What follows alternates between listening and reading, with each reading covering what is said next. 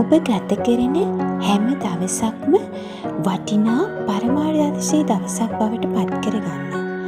හැම දවසක්ම සාර්ථක අර්ථ සම්පන්න දවසක් බවට පත් කර ගැනීමට ඔබට කළ හැකි ක්‍රියාමාර්ග තියෙනවා.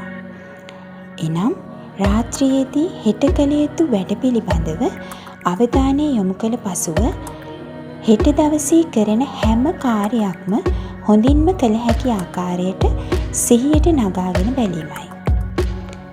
ඔබ දේශනය කරන විට, උගන්වන විට, සභාව මෙහෙයවන විට හැම ආසනයක්ම පිරී පවතින ආකාරය, උද්‍යෝගයෙන් සවන් දෙන ආකාරය, හොඳ ප්‍රශ්න අසා හොඳ පිළිතුරු ලබා ගන්න ආකාරය, ශ්‍රව්‍ය දෘශ්‍ය ආධාරක ඔබ මනාව භාවිතා කරන ආකාරය යන මේ සියල්ල මනසේ මවා ගන්න. සිතින් අනාගතයට යන්න. ඔබ හෙට කළ යුතුයයි සිතූ හැම දෙයක්ම හොඳින් නිමවන ආකාරය, සිතුවාටත් වඩා ජයග්‍රාහී ලෙස නිමවන ආකාරය සිතින් දකින්න.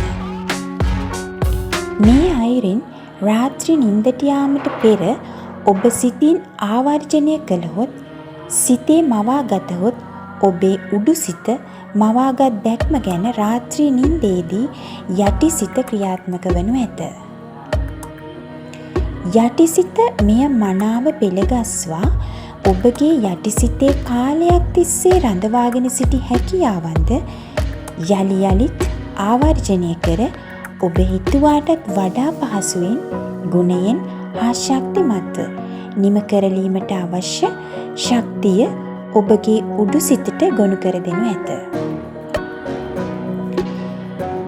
ඔබගේ අනාගතේ සාර්ථක කර ගැනීමට උත්සාහ කරන ඔබ අද සිටම, මේ මොහොතේ සිටම, අද නිින්දට යාමට පෙර ඔබේ දෛනික ජයග්‍රහණ ගැන සිතා අනාගතයේ ජයග්‍රහණ ගැන අවධානය යොමු කරන්න. එය ඔබගේ ජීවිතය සාර්ථකත්වයේ මහත් වූ වෙනසක් ඇති කරනු ඇත. Good luck.